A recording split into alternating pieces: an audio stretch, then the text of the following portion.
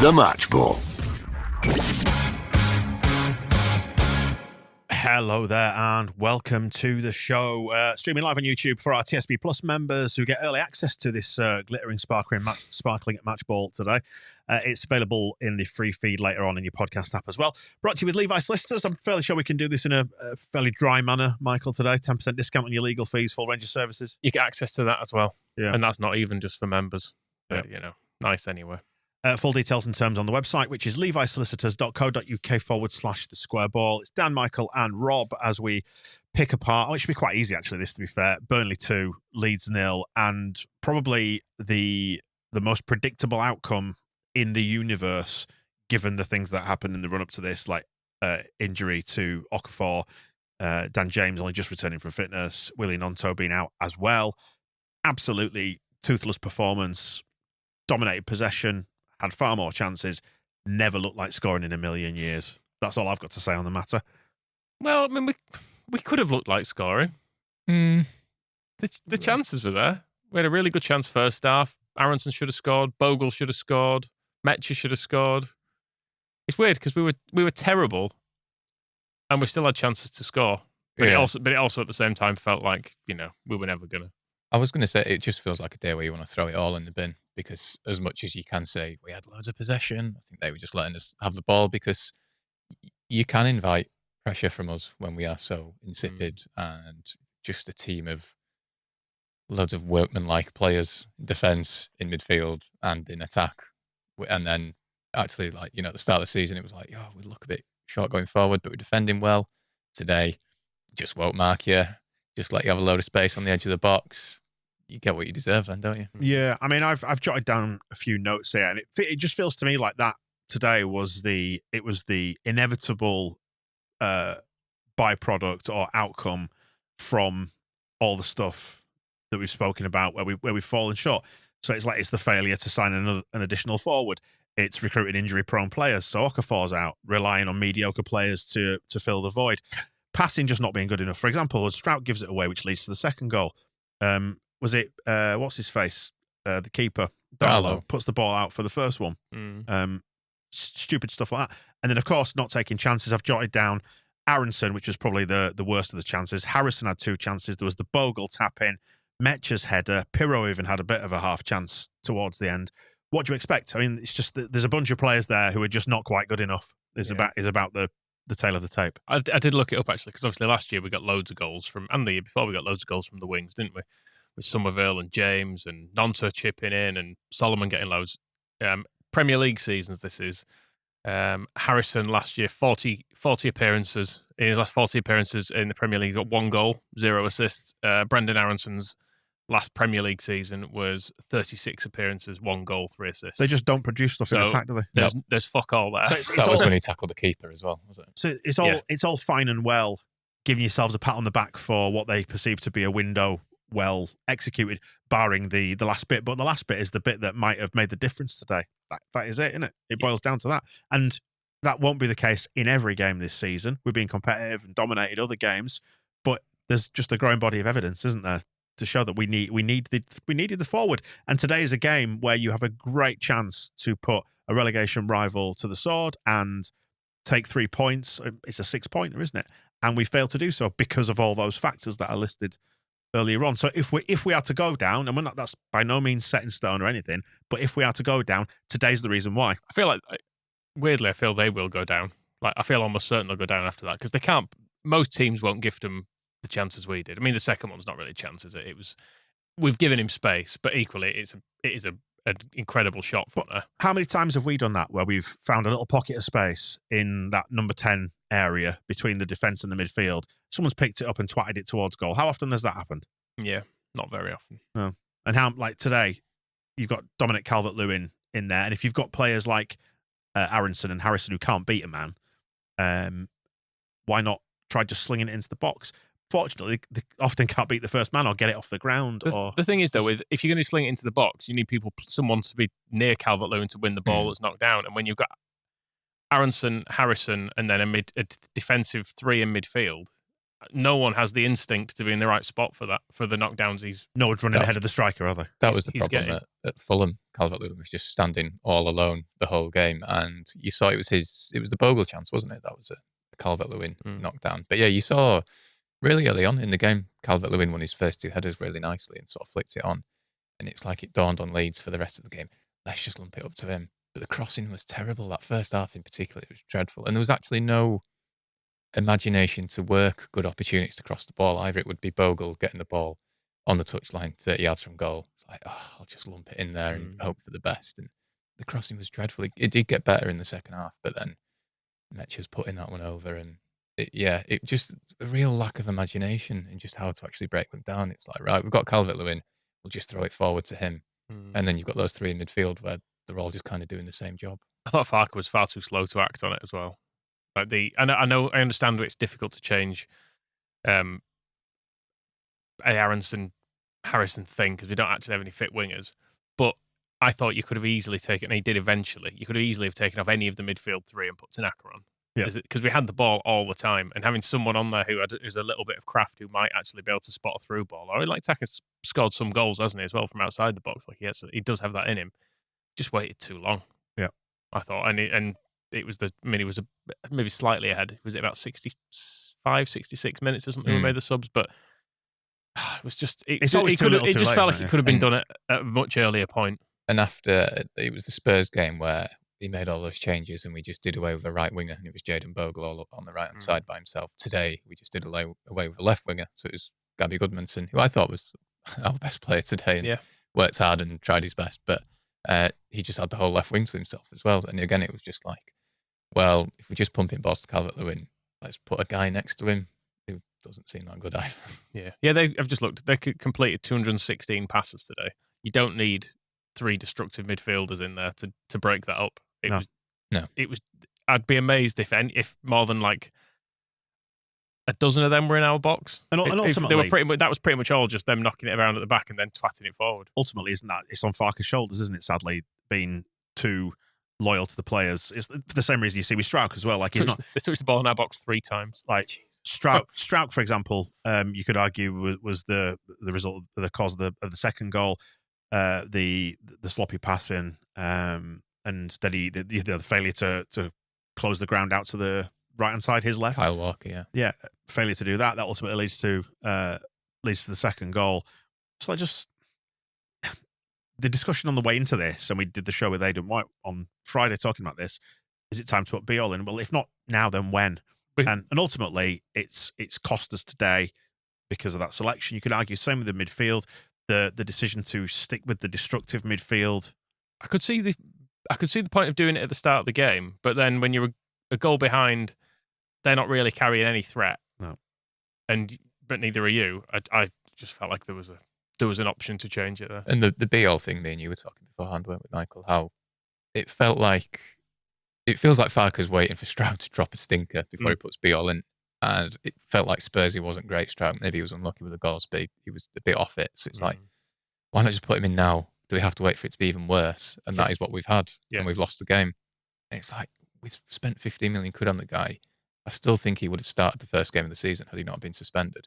Why do we just keep waiting? He's just had an international break where he's actually played a bit of football and found his rhythm. And by all accounts, done well. I think they kept clean sheets in those games. Stick him in. Why have we just thrown away this game against like a really winnable game that we thought? And now we'll go into West Ham and fingers crossed he will make that change. And we don't know if Beal is the saviour, but we want to see it. And why are we waiting? It's getting to like it was with Meslier. It's like make the change, make the change. Yeah, I think we talked into. And I think he probably will now. Yeah. Whether or not we're then going to wait to do the same thing with Darlow, I don't know. Because again, you've signed 2 of our big summer signings, and they're both failing to get in the team now ahead of 2 people we signed for basically for free. Just on the defensive midfielders, as Meatloaf's saying here in the comments on YouTube, 3 defensive midfielders, and not one of them picked up the lad for the second goal. That was terrible. Yeah, great big pocket there. It was Struijk and Ampadu both just gawping at him. Yeah, Stack was there as well. And that is nothing other than the quality of the players. Better players that are alert to that and are switched onto it. I suspect they were far enough out that they thought, he won't shoot. Yeah. but he did. I think that maybe is a sign, though, as well, of just how they just weren't on it today. Because between three of them, not to pick someone up there, it's the same for the opening goal. Is Strauch and Rodon and Stacker all looking at each other. Like, in terms of not being on it, though, this is the game you have to be on it. Yeah. You can't afford to do that. You can't afford to throw away. Like, we know how hard goals are to come by in the Premier League and points.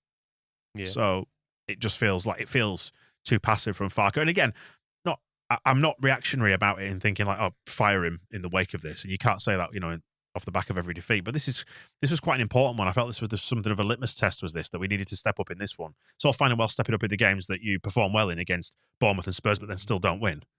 Well, these are the ones, isn't it? I was looked at the next 4 games and said we really need 6 points as a minimum from them. And we're now looking to get 6 from 9, aren't we? Rather than this was it the easiest of them? It probably is. But Burnley will go down. Like they're crap.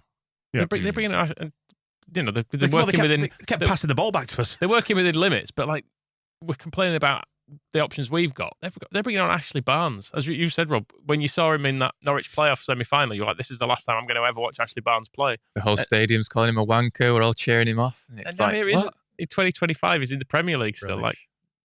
Like you can't do it, but they did today. So yeah, it feels to me like, again, if Farke gets sacked at some point, these are the reasons why. All the things that happened today. If we go down, all the reasons today were shown. But again, it's not just Farke. He's part of it. It's recruitment as well, isn't it? I have a lot of sympathy with him when you look at the team, and it's Harrison and Aronson. And I was texting someone, and I was just like, I just really hope today they're not just going to be a complete shithouse. And you see Jack Harrison was Jack Harrison. You see him work hard back and stuff, but he never beats a man. His crossing was crap. The 2 volleys, he never looked like he was going to score them. And then Aronson gets the best chance of the game, better than either of their goals. And you never have any confidence in him scoring. And actually, he just kicks it straight at the goalkeeper. He just scuffs it. And really weakly. But I was saying before, after the Spurs game, I was watching him warm up and do the finishing practice. He can't kick a ball properly. No, he can't. He just scuffs it every time. And you think, how have you got this far in your career? Why are you still playing for us? Why did we spend all that money for you? When we know what the result is going to be. Well, he's still playing for us because we spent all that money on him. Well, yeah. And we've not spent the money on anyone else. Yeah, he doesn't cleanly strike a ball ever, does ridiculous. he? He never you could give him the second Burnley goal. You could put him in that position 1,000 times and I don't think he could even kick it that hard. He won't reach the goal. It's just, roll wide. Bring in some people who can kick it out, that's what I'm saying. And it boils, if you don't want to overcomplicate it, it boils down to nothing more than you get a chance like that, clean through. And Harrison actually did quite well in the build-up to that, just holding on to it, drew the defender across, left acres of space for him to run into. It's got to go in. There's no 2 ways about it. It has got to go in. But that's in much the same way that Dominic Calvert-Lewin, when he has the ball fall to him in the box, was it against Spurs when he just dawdled on the ball? You've got to put that in. So it's not, this is not just picking on Aronson. Yeah. They're all at it. The thing is, it was always going to be, if we didn't win today, it was always going to be people looking at those 2 probably and going, neither of them are good enough to start games for us. And they're not. And they wouldn't. They're both, if all the wingers were fit, they'd be bottom of the list, wouldn't they? Yeah, probably. For either side, because you'd play Nonto left or right ahead of either. But I saw one Burnley fan, they appear in the bloody For You feed on Twitter, which I do try and stay off, but I'm not doing it always successfully.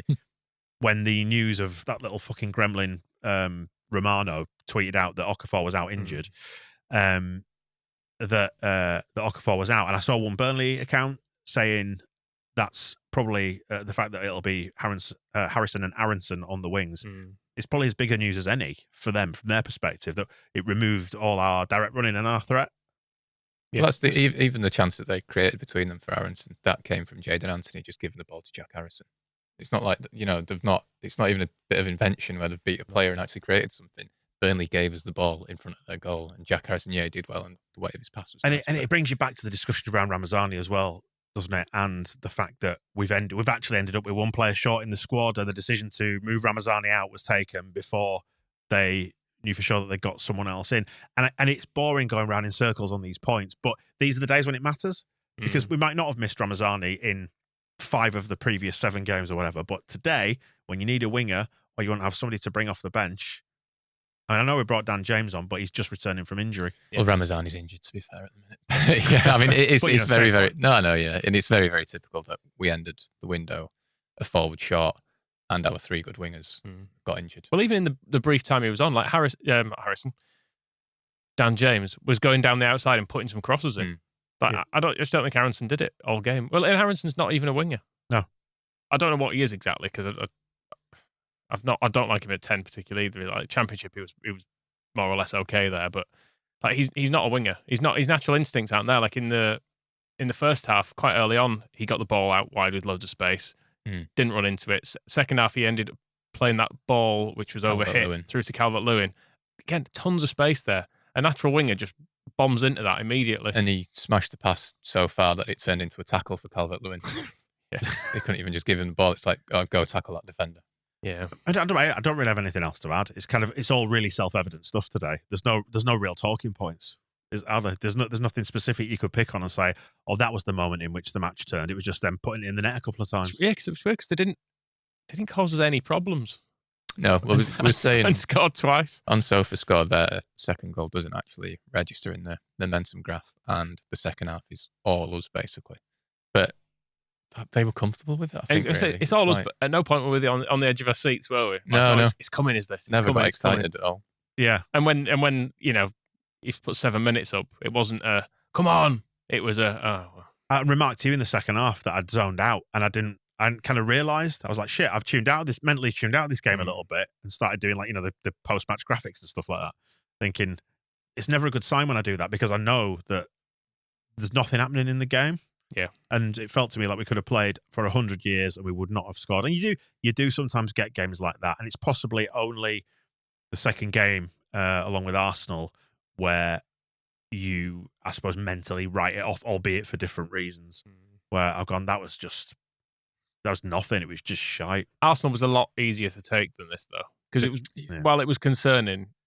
They've got £50 million players in every position. They've had decades of being in the top four and all that brings, and they are. Well, I think they are now favourites for the league this year. Maybe they weren't at that point, but they are now favourites, and you can completely understand there are reasons to be losing to Arsenal like that today. God, it was bad. Yeah. It was so bad. Just seen Johnny Cooper has tweeted it was the most crosses from Leeds in a Leeds game for over 5 years. It was purely just, we're not going to create anything, doing anything skillful or clever. Just fucking get it in there and hope for the best. I mean, them scoring when they did played into their hands as well because they are, as we saw last year, like they're a pretty organised defensive team. And if you can get a lead, particularly against a team that lacks quality as we did today, it's kind of a perfect situation for them, isn't it? That they're able to just shithouse it, and you saw them seeing it out with Dubravka faking an injury and Barnes rolling about. And do you like his hair? I could barely see it. Was that what it was? That wisp of candy floss. I saw someone in the comments described it as pube hair, which was nice. Very wispy. Very wispy it is on top. I mean, the one tiny crumb of comfort you can take out of this game today, I suppose, is that it is only one game. It is only 3 points. However, we are slowly but surely moving down that table. Still 15th. Thankfully, Forest lost today, but they've made the change already. It's starting to put a lot of pressure on the West Ham game. Wolves lost, but that's to Sunderland, who are now on 14 points. You say with more favourable wins, we'd have been closer to them, but it is what it is. And then it's hard to see like Mallorca winning 3-1 at Sevilla today and Mateo Joseph scoring 2 goals and being man of the match, and we completely lack any attacking threat. It's always the case of the other becomes the. I mean, we saw answer, Mateo Joseph last season. I'm not going to mourn that loss. No. But it's just that trying to be annoyed at all the things that we don't do or don't have. You start for the same reason you think about Ramazani. It's a weekend. Injured or not, it would have been better today. It's a weekend to just not look at social media. Yeah. Turn it all off. Just turn all this off. Yeah, I feel like most results this year have been about par in what we'd expect. So even when it's been frustrating, like obviously Fulham and the late goal for Bournemouth and stuff, it's been frustrating bits to it.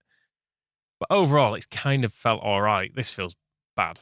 This is the first throw it all in the bin because it feels so self-inflicted. Yeah, like you say, it's just all so obvious and predictable. Could have made a change with Stroud. Chose not to. He was rubbish. Could have got a winger or not got rid of a winger. Now we don't have any. And the ones we've got are rubbish. Could have taken the chances we did create, even though we were so crap. Yeah. That's it. We've gone back around in circles on all the same points, so we might as well probably just end it. I mean, there's not... The stream, to be clear. Yeah, not that. I wasn't thinking about folding the club or indeed myself. But there's nothing else to add, is there? All the comments on YouTube are exactly reflecting the same points. It's all obvious. It's all self-inflicted. Is there anything else to say? It turns out Kyle Walker can still run as long as he's against Pascal Strauch. Right. Yeah. That's the quickest he's looked in years. Yeah. I bet he thinks he's back now. I thought his legs had gone, and then suddenly he's streaking away. I thought, no, God. Yeah, Stroud does have the tendency to make players look quick, doesn't he? That wasn't great to see. Yeah, God, the goals were so easy. That first cross, I don't even know whose fault it was, really. It's Strauch and Rodon and Stack. was it Stack or Longstaff? There were a few of them all just looking at each other in there, weren't they? Like, What do we make of Stack?